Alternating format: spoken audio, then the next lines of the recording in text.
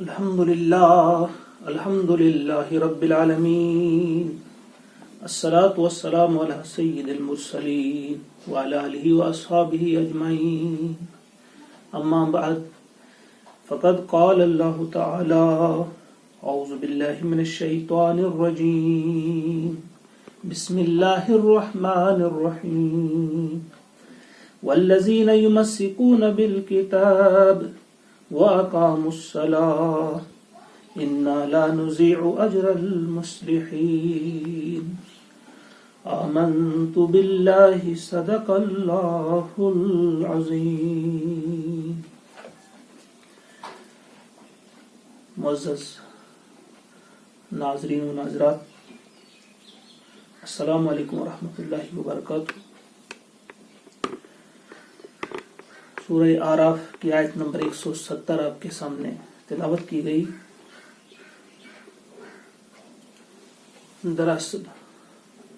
آج اگر ہم مختصر ترین فہرست بنانا چاہتے ہیں یہ دیکھنے کے لیے کہ مومن کون ہے،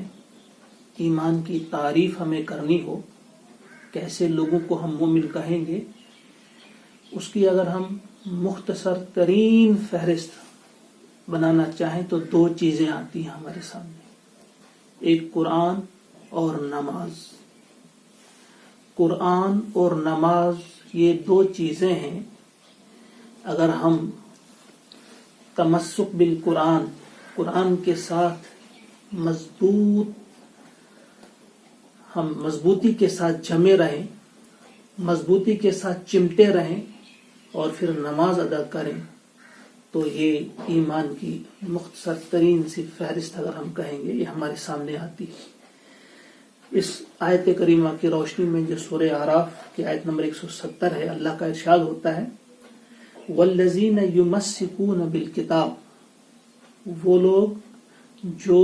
مضبوطی کے ساتھ چمٹے رہتے ہیں اس الکتاب کے ساتھ، جو اس کے ساتھ اپنا تعلق مضبوط کرتے ہیں، مضبوطی کے ساتھ جو اسے تھامتے ہیں قرآن کو، وَأَقَامُوا الصَّلَاةَ،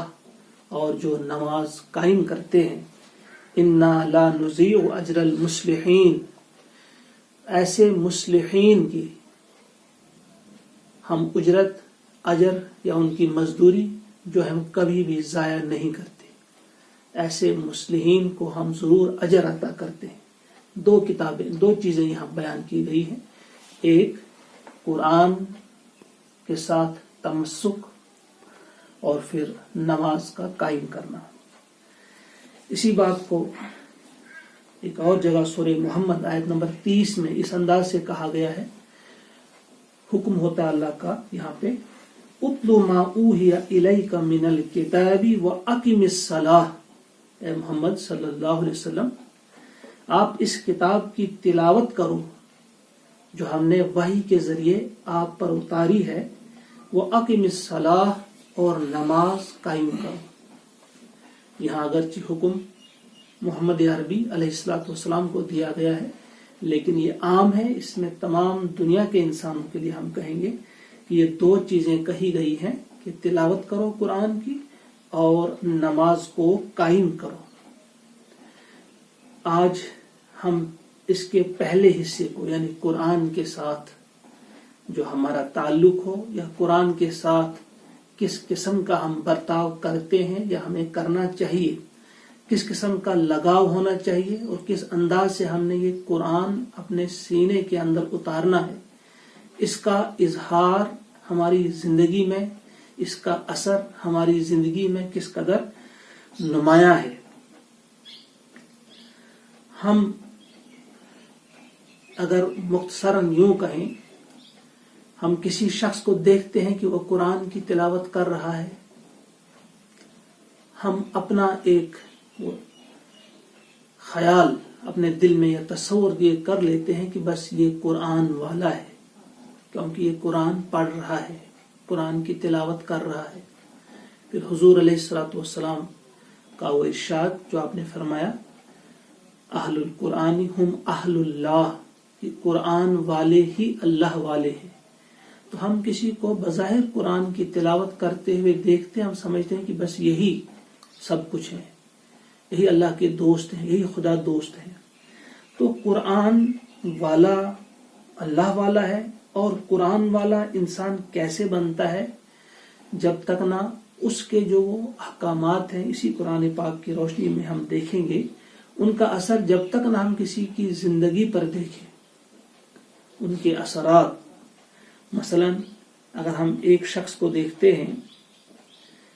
کہ وہ تو ہر جگہ بیٹھ کر بحثوں میں بہت زیادہ ایسا لگتا ہے کہ اسے اس ملت کا بہت درد اس کے سینے میں ہے، دنیا انسانیت کا درد اس کے سینے میں ہے، لیکن اس کی باقی زندگی جو ہے اگر ہم اس سے بالکل ڈیفرنٹ دیکھ رہے ہیں، وہ پھر بھی اپنے اپنے دھندے میں، اپنے اپنے کاموں میں مشغول ہیں وہ لوگ، تو ایسے لوگوں کو آپ کہیں گے کہ یہ صرف کہنے کی باتیں ہیں، یہ دکھلاوے کے لیے یہ باتیں کر رہے ہیں۔ اسی طرح سے اگر ہم یہ دیکھیں کہ اگر ایک ایسا شخص جو رات کو اٹھ کر اللہ کے سامنے گڑ گڑاتا نہیں، جو رات کو اٹھ کر یہ دعا اللہ سے نہیں کرتا کہ ان لوگوں کو ہدایت دے، یا یہ کہ مجھے طاقت دے کہ میں تیرا پیغام ان تمام لوگوں تک پہنچا دوں،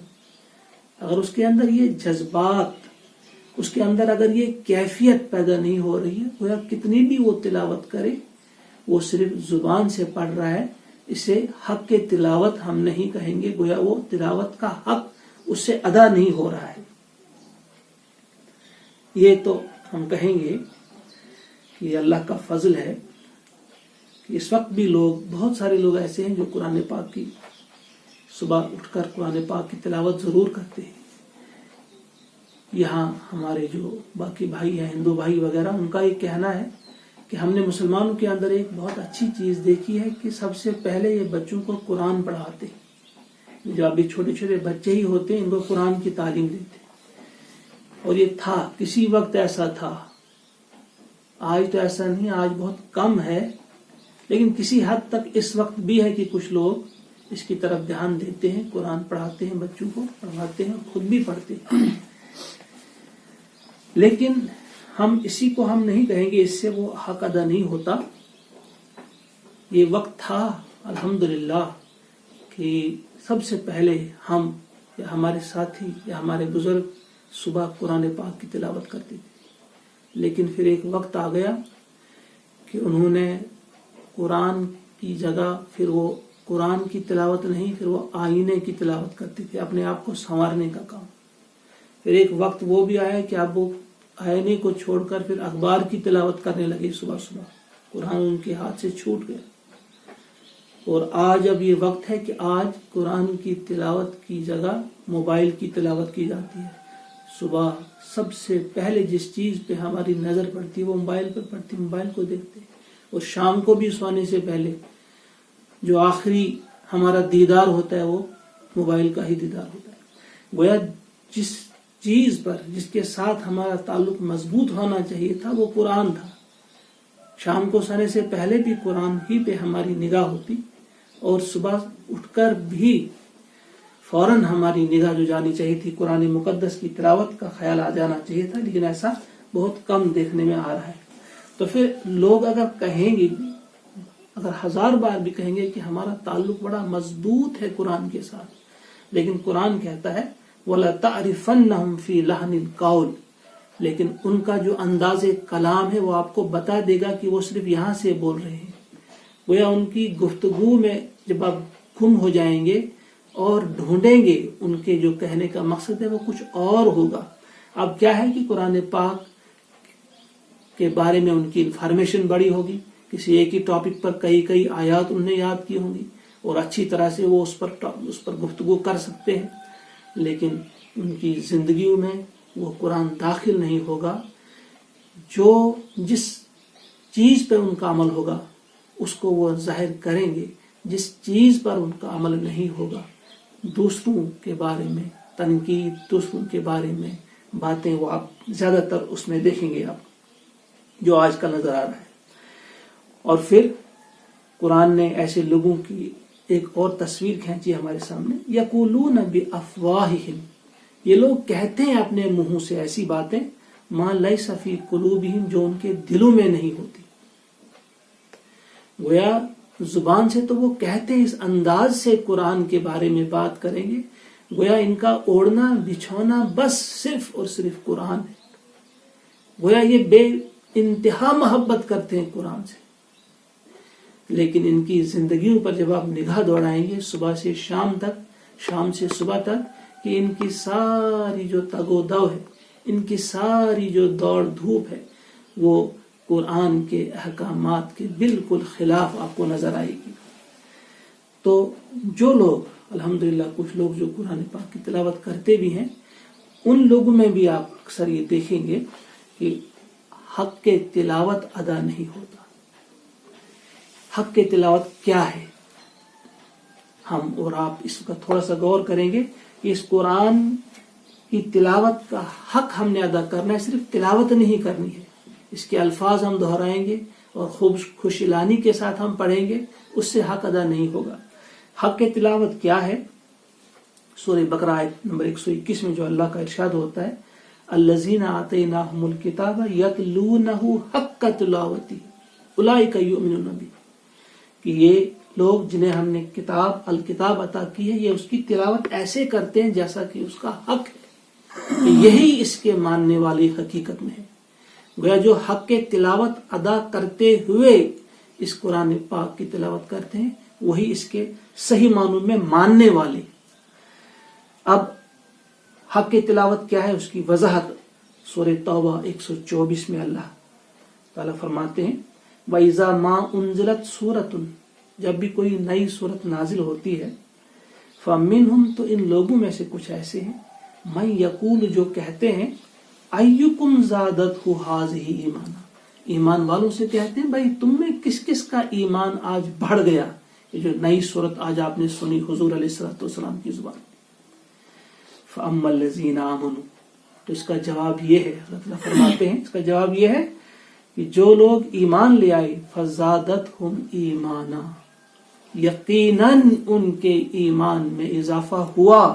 وَهُمْ يَسْتَبْشِرُونَ، اور وہ ایسے ہیں کہ جنہیں خوشخبری دی جانی چاہیے. اب دیکھیے قرآن اور اللہ کا فرمان ہے یہ کہ حق کے تلاوت میں پہلی بات اور اہم ترین بات یہ ہے کہ تلاوت سے انسان کے ایمان میں اضافہ ہو. اگر ایمان میں اضافہ نہیں ہو رہا ہے گویا تلاوت کا حق ادا نہیں ہوا. ایک اور جگہ سورہ مائدہ آیت نمبر 83 میں اللہ کا ارشاد ہوتا ہے، وَإِذَا سَمِعُوا، اور جب انہوں نے سنا یا جب وہ سنتے ہیں، مَا أُنزِلَ إِلَى الرَّسُولِ، جو کچھ نازل کیا گیا ہے رسول کی طرف صلی اللہ علیہ وسلم، تَرَىٰ أَعْيُنُهُمْ، تو تم دیکھتے ہو کہ ان کی آنکھیں جو ہیں، تَفِيضُ مِنَ الدَّمْعِ، وہ بہہ پڑتی ہیں، یعنی آنسو چھلک پڑتے ہیں ان کے آنکھوں سے، مِمَّا عَرَفُوا مِنَ الْحَقِّ، حق کو پہچان کر، یعنی حق کو پہچاننے کے ساتھ ساتھ ان کی آنکھیں چھلک پڑتی. وہ حق کی تلاوت اس وقت ادا ہوگا جب ہم قرآن پاک پڑھتے ہوئے، قرآن پاک کی تلاوت کرتے ہوئے ہماری آنکھوں سے آنسو بھی رواں ہو. یہ حق کی تلاوت ہے. جب ہم پڑھیں، مثلا جس وقت قرآن پاک کی ایسی آیت ہماری آنکھوں سے گزرے، یا ہم سنیں کہ یہ فلاں فلاں چیز یہ کرنے والا کون ہے، کون ہے خالق آسمانوں کا زمین کا، اس وقت ہماری زبان پہ بے ساختہ آ جانا چاہیے، بل انت یا رب، بس آپ ہیں اے اللہ، اے مالک الملک، یہ آپ ہی ہیں. کسی اور چیز کی شہادت دیتے ہوئے، کچھ نشانیاں گنتے ہوئے، جب ہم قرآن پاک کو دیکھیں کہ یہ کچھ نشانیاں ہمارے سامنے رکھ رہے ہیں، تو ہم اس کے جواب میں فوراً کہہ دیں ربنا آمنا، کہ ہم ایمان لے آئے، فاکتبنا مع الشاہدین، ہمارا نام شاہدین میں لکھ دے، یعنی گواہی دینے والوں میں ہمارا نام لکھ دے. اسی طرح جنت کا تذکرہ ہو تو فوراً ہماری زبان پہ آ جائے اللہم اجعلنا منہم، کہ ان جنتیوں میں ہی ہمارا بھی شمار ہو، انہی میں ہمیں بھی شامل فرما. جہنم کا تذکرہ ہو تو اس سے بچنے کی دعا کی جائے فوراً اللہ تبارک و تعالیٰ سے. منافقین کا تذکرہ ہو تو نفاق سے اپنے دل کو صاف کرنے کی دعا اللہ سے کی جائے کہ ہمارے دل سے اس نفاق کی بیماری کو دور کر دے. تو اس انداز سے جب ہم پڑھیں گے گویا ہم گفتگو کر رہے ہیں اللہ تعالیٰ کے ساتھ. اللہ تعالیٰ جب ہماری انسانوں کی کسی کمزوری کا تذکرہ کرتے ہیں تو ہم نے فوراً اللہ سے دعا کرنی ہے کہ یہ کمزوری ہمارے دلوں سے دور کر دے, ہم سے دور کر دے. کسی اچھی صفت کا تذکرہ ہو انسانوں کی, مومنین کی, تو اس کے لیے ہمیں سوال کرنا ہوگا اللہ سے کہ یہ چیز, یہ صفت ہمارے اندر بھی آ جائے. پھر سورہ زمر آیت نمبر 23 میں اللہ کا ارشاد ہوتا ہے اللہ الذی نزل احسن الحدیث, کہ اللہ وہ ہے جس نے یہ بہترین کلام اتارا قرآن, کتاباً متشابہاً, یہ ایک ایسی کتاب ہے جس کے مضامین جو ہے وہ ہم رنگ ہیں, یعنی اس میں ایک آیت دوسری آیت سے ملتی جلتی ہے. اس کے ایک تو متشابہ ہے یہ, یعنی ہم رنگ ہے یہ. دوسری چیز مثانیہ بھی ہے, یعنی اس میں ایک ہی مضمون کو کئی بار دہرایا گیا ہے, یعنی اس میں مضامین دہرائے جاتے ہیں. اور پھر تقشعر منہ جلود الذین یخشون ربہم, اب یہاں بھی حق کے تلاوت ادا کرنے والوں کی ایک نشانی یہ بیان کی گئی ہے کہ ان کے رونگٹے کھڑے ہو جاتے ہیں, ان کے رونگٹے کھڑے ہو جاتے ہیں کہ لوگوں کے جو اپنے رب سے ڈرنے والے ہوتے ہیں اس قرآن کو سن کر یا اس قرآن کو پڑھ کر, اس قرآن کو سمجھ کر جو پڑھنے والے ہیں ان کے رونگٹے کھڑے ہو جاتے ہیں. ثم تلین جلودہم, اس کے بعد جھک جاتے ہیں ان کے جسم, وقلوبہم, اور ان کے دل, الی ذکر اللہ, اللہ کے ذکر کی طرف. وہ ایسے ہی لوگوں نے اس قرآن کی تلاوت کا حق ادا کر دیا جن کی اللہ کے خوف سے, اللہ کے ڈر سے جن کے رونگٹے کھڑے ہو جائیں, اور پھر جن کے دل اور جن کے جسم جھک جائیں اللہ کے ذکر کی طرف, گویا وہ فوراً تیار ہو جائیں اللہ تبارک و تعالیٰ کی فرما برداری کے. تو ایسے ہی لوگوں کے بارے میں آپ کہہ سکتے ہیں کہ ان کا تعلق مضبوط ہے قرآن کے ساتھ, یہ قرآن والے ہیں. ایسے لوگوں کے بارے میں آپ کہہ سکتے ہیں کہ یہ قرآن والے لوگ ہیں. ورنہ بظاہر کتنے ہی وہ کہنے والے ہوں کہ ہم قرآن کے لوگ ہیں, قرآن کے ساتھ چلنے والے ہیں, قرآن کی خدمت کرنے والے ہیں, اگر ان کا اس قسم کا تعلق نہیں, بلکہ جو سورہ بقرہ آیت نمبر 44 میں اللہ کا ارشاد ہوتا ہے تأمرون الناس بالبر وتنسون انفسکم وانتم تتلون الکتاب افلا تعقلون, کیا تم اوروں کو حکم کرتے ہو بر کا, نیکی کا,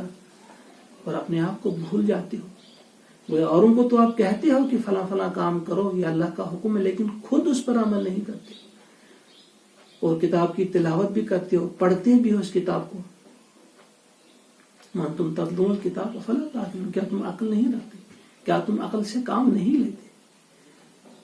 بڑی خوفناک قسم کی آیتیں ہمیں یاد دلا رہی ہمارا مرتبہ, کہ تمہارا مرتبہ کیا ہے, تمہارا کام کیا ہے. ہماری کمزوری کو پکڑا جا رہا ہے. لہذا اگر ہمارا کام, ہمارا کردار, ہمارا اٹھنا بیٹھنا کچھ اور ہو اور ہماری زبان پہ کچھ اور ہو تو یہ چیز جو ہے اللہ کو پسند نہیں. اور اس قسم کی تلاوت اگر کتنی بار بھی ہم کریں تو حق کی تلاوت ادا نہیں ہوگا. جب ہم تلاوت کریں تو ایک اور نشانی ہمیں بتائی گئی ہے, جب ہم قرآن پاک کی تلاوت کریں تو ہمیں ایسا لگے کہ یہ ہمارے دل کی بات ہے, گویا یہ آیات پہلے سے ہمارے دل میں موجود تھی, یہ باہر سے کہیں ہم پر ٹھونسی نہیں جا رہی,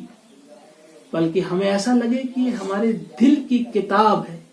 ہمارے دل پر یہ پہلے ہی لکھی ہوئی ایک کتاب ہے. جیسا کہ سورہ عنکبوت آیت نمبر 49 میں اللہ کا ارشاد ہے بل ہوا آیات بینات, بلکہ یہ تو روشن آیات ہیں, فی صدور الذین اوتوا العلم, یہ معرفت رکھنے والے, اپنے رب کی معرفت رکھنے والے دلوں کے سینوں میں ہے یہ آیات ہے.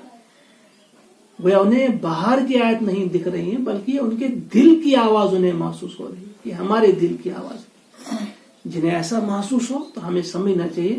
کہ ہم پھر اللہ کی آیات جس انداز سے ان کی تلاوت کی جانی چاہیے اسی انداز سے ان کی تلاوت ہو رہی ہے, وہ حق کی تلاوت ادا ہو رہا ہے. اور ایک اور چیز، ایک اور نشانی بتائی ہے کہ اگر اپنے آپ کو دیکھنا ہے کہ کیا آپ حق کی تلاوت آپ سے ادا ہو رہا ہے کہ نہیں ہو رہا ہے، تو آیت نمبر 58 سورہ مریم کی، اس میں اللہ کا ارشاد ہوتا ہے کہ جب اللہ کی آیات انہیں سنائی جاتی ہیں تو وہ روتے ہوئے سجدے میں گر پڑتے ہیں،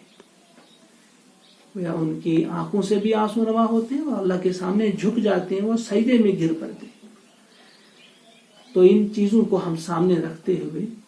ہم اس کو کنکلوڈ اس طرح سے کر سکتے ہیں کہ 3 قسم کی چیزیں ایسی ہیں جن سے ہم نے بڑا محتاط رہنا ہے، بڑا محتاط رہنا ہے،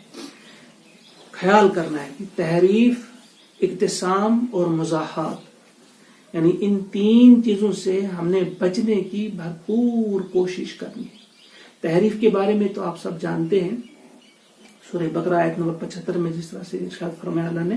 فَوَيْلٌ لِلَّذِينَ يَكْتُبُونَ الْكِتَابَ بِأَيْدِيهِمْ ثُمَّ يَقُولُونَ هَذَا مِنْ عِنْدِ اللَّهِ لِيَشْتَرُوا بِهِ ثَمَنًا قَلِيلًا فَوَيْلٌ لَهُم مِّمَّا كَتَبَتْ أَيْدِيهِمْ وَوَيْلٌ لَهُم مِّمَّا يَكْسِبُونَ۔ یہ تو صاف واضح سب مانتے ہیں کہ یہ تو بالکل غلط ہے کہ ہم قرآن کو اسے بدل دیتے ہیں، قرآن کی آیت کو بدل دیتے ہیں، ہم اپنے کلام کو یا کسی انسان کے کلام کو ہم کہہ دیتے ہیں کہ تو خدا کا کلام لکھتے ہیں، اپنے ہاتھ سے کہتے ہیں کسی اور کا، کسی بھی انداز سے ہم اسے بدل سکتے ہیں۔ اس پہ تو سب متفق ہیں اور اس کا کوئی اعتراض نہیں، اور پہچان میں بھی کوئی اس میں فرق نہیں، یہ تو تحریف ہے، اس کو تو چھوڑ دیجیے آپ۔ یہ دوسری 2 قسم کی چیزیں جو ہیں ان میں مخلص مسلمان بھی مبتلا ہو جاتے ہیں، شعوری یا غیر شعوری طور، اس پر ہمیں دھیان دینا چاہیے۔ ایک ہے اقتسام، جس کے لیے سورہ الحجر آیت نمبر 90 میں جن کا ارشاد ہوتا ہے، مقتسمین وہاں ان کو کہا گیا ہے، تقسیم کرنے والے، یہود کی ایک خصلت کو بیان کیا گیا ہے۔ تقسیم کرنے سے مراد یہ ہے کہ ہم اس کو کچھ چیزوں کو ہم مانتے ہیں، کچھ چیزوں سے ہم انکار کرتے ہیں۔ افتؤمنون ببعض الکتاب وتکفرون ببعض، یعنی جو ہماری مرضی کے مطابق، ہمارے ٹیسٹ کے مطابق ہو، جن چیز سے ہمیں کوئی دنیاوی فائدہ ہمارے سامنے ہو، ہم فوراً ان باتوں کو مان جاتے ہیں، اور جو کچھ کڑوی سی ہمیں لگیں، جن کے ماننے میں ہمیں کچھ دل پر جبر کرنا پڑے، ان چیزوں کو ہم ماننے کے لیے تیار نہیں ہوتے۔ تو ایسے لوگ بھی اگر کتنی تلاوت کرتے ہوں تو ہمیں جان لینا چاہیے کہ حق کی تلاوت ان سے ادا نہیں ہو رہا ہے۔ اس کی مثال آپ ایسے لیجیے، ایسے مثال سمجھیے، سادہ مثال کے ذریعے ہم سمجھ سکتے ہیں۔ ایک انسان ہے جسے بڑی زبردست تلاش ہے نوکری کی، صبح سویرے وہ اخبار خرید کر لاتا ہے اور اخبار دیکھتا ہے، اس پر وہ ڈھونڈتا ہے، وہی اشتہار ڈھونڈتا ہے کہ شاید ملازمت کا کوئی اشتہار ہو۔ دیکھنے والا اش کرتا ہے کہ دیکھو اسے کتنی دلچسپی ہے حالات حاضرہ سے، اسے ملکی سیاست پر بھی اس کی گہری نظر ہوگی، عالمی سیاست پر بھی اس کی گہری نظر ہوگی، حالات حاضرہ سے یہ پورا واقف ہوگا۔ لیکن جب آپ اس سے پوچھیں گے، اسے اس کے علاوہ کوئی معلوم نہیں ہوگا، اس نے صرف وہی دیکھا ہوگا اس میں اشتہار اگر کوئی ملازمت کا ہے۔ یا ایک اور شخص ہے جسے شادی کی تلاش ہے، بیوی ڈھونڈتا ہے وہ، تو وہ صبح سویرے جب اخبار لاتا ہے تو اخبار پہ وہی رشتے کا اشتہار تلاش کرتا ہے، ضرورت رشتہ والا کوئی اشتہار تو نہیں۔ لوگ کتنا بھی سمجھیں کہ یہ اخبار پڑھنے والا ہے، اس کی نظر ہوگی حالات حاضرہ پہ، سیاست پہ، لیکن وہ تو صرف اس لیے اخبار ڈھونڈتا ہے کہ اس میں ضرورت رشتہ کا اشتہار دکھے۔ ہماری صورتحال بھی آ جائیے کہ قرآن پاک کو جب ہم کھولتے ہیں، پڑھتے ہیں، اس میں ہم وہی چیزیں اپناتے ہیں جو ہمارے دل کی ہی ہوتی ہیں، جو آلریڈی کسی نہ کسی وجہ سے وہ ملتی جلتی ہیں۔ لہذا یہاں ہمیں اقتسام کے سلسلے میں بڑا محتاط رہنا چاہیے کہ صرف وہ باتیں نہیں جو ہمیں خود از خود بھی پسند ہوں، بلکہ ساری وہ باتیں، سارے وہ احکامات، وہ ہم کو ایسا محسوس ہو کہ یہ ہمارے ہی فائدے کے لیے، اور دل سے ہماری وہ آواز اٹھے کہ ہم نے ان پر بھی عمل کرنا ہے۔ تو لہٰذا یہ مقتسمین جو ہے ان سے محتاط رہنے کی کوشش کریں کہ ان میں ہمارا شمار نہ ہو۔ پھر ایک اور چیز ہے مزاحات، جس کے لیے استعمال ہوا ہے لفظ سورہ توبہ آیت نمبر 30 میں، یزاحون کے الفاظ قرآن پاک میں استعمال ہوئے ہیں کہ ہم کبھی کبھی کسی چیز سے متاثر ہو کر کوئی اسٹریٹجی اپناتے ہوئے کسی اور قسم کی کوئی چیز اپناتے ہیں اور اسے دین کا لبادہ وہ دیتے ہیں اور کہتے ہیں کہ بس یہی دین ہے۔ مثلا ایک سادہ سی مثال ہم کہہ سکتے ہیں کہ جو تصوف آ گیا اسلام میں، مولانا وحید الدین خان ایک جید عالم ہے ہندوستان کے، آپ سب جانتے ہیں، انہوں نے بڑی خوبصورتی کے ساتھ اس بات کو بیان کیا ہے. انہوں نے کہا کہ جب عرب سے باہر لوگ اس دین کی دعوت لے کر نکلے تو ایک ایسے علاقے میں جب وہ پہنچے جہاں انہوں نے دیکھا کہ ایک مذہب پہ عمل ہو رہا تھا، ان کے اپنے کچھ خاص طریقے تھے، تو انہوں نے سوچا کہ کیوں نہ اسی طریقے سے ہم اسلام کی دعوت دیں. ایک اسٹریٹجی انہوں نے اپنائی اپنے طور سے. تو ان کا یہ ماننا ہے کہ نبوت کے 200 سال بعد پھر وہ گھڑی آ گئی یا وہ دور آ گیا جب اس متصوفانہ تعبیر سے ہماری یہ جو متصوفانہ تعبیر یہ ہمارے دین میں داخل ہوئی، یعنی تصوف کو اختیار کیا گیا ان سے متاثر ہو کر، جن کے پیچھے کچھ فلسفہ بھی تھا، اور یہ تصوف شعوری یا غیر شعوری طور ہم نے کہیں اور سے لایا. اسی انداز سے ہم سمجھ سکتے ہیں بہت ساری چیزیں ایسی ہیں، خاص طور سے ہمارے علماء، ذمہ دار، ائمہ وغیرہ، وہ لوگوں کے ذہن کو مد نظر رکھ کر، رسم و رواج کو مد نظر رکھ کر، بدلتے حالات کو مد نظر رکھتے ہوئے کبھی کبھی ایسی اصطلاحات یا ایسی چیزوں کی طرف راغب ہو جاتے ہیں جن کا دین سے کوئی تعلق نہیں ہوتا ہے، اور پھر اسے صرف اصطلاحات جو ہے وہ دین کی ان میں پہنائی جاتی ہیں تاکہ وہ بھی دین ہی لگے، اگرچہ ان کی نیت درست بھی ہو سکتی ہے، اچھی بھی ہو سکتی ہے. تو یہ تیسری بات بھی ہے، اس سے بھی ہمیں ذرا محتاط رہنا ہوگا. قرآن پاک پڑھتے ہوئے، قرآن پاک سمجھتے ہوئے ہم نے صرف اس غرض سے قرآن پاک کو کھولنا ہے، پڑھنا ہے کہ یہ ہمارے رب کا کلام ہے، اس میں ہمارے لیے ہدایات ہیں، اور اس کی ہر بات جو اس میں ہمارے لیے فائدہ ہے. کوئی ایک بات بھی ایسی نہیں جس میں نقصان ہو. لہذا یہ ماہ مبارک اب ہم سے رخصت ہو رہا ہے، یقیناً ہر دل غمگین ہوگا، مگر یاد رکھیے جو انعام دے کر یہ جا رہا ہے، جو عظیم کلام دے کر یہ جا رہا ہے، وہ عظیم کلام ہمارے پاس ہی ہوگا، اور ہم نے اس کو اختیار کرنا ہوگا، اس کے ساتھ تعلق مضبوط کرنا ہوگا، اس کی تلاوت اس انداز سے کرنی ہوگی جیسا کہ تلاوت کا حق ہے. میں بڑے ادب سے کہوں گا اپنے تمام بھائیوں سے، بہنوں سے، بزرگوں سے، بچوں سے کہ آئیے آج ہم مصمم ارادہ کرتے ہیں کہ ہم اس قرآن کے خادم بنیں، اس کے پڑھنے والے بنیں، سمجھنے والے بنیں، اس پر عمل کرنے والے بنیں، اخلاص کے ساتھ اپنے بھائیوں تک بھی اس دعوت کو ہم پہنچائیں، اس پیغام کو ہم پہنچائیں. رب کائنات مجھے بھی توفیق عطا فرمائے، آپ کو بھی توفیق عطا فرمائے. ربنا تقبل منا انک انت السمیع العلیم. السلام علیکم ورحمۃ اللہ وبرکاتہ.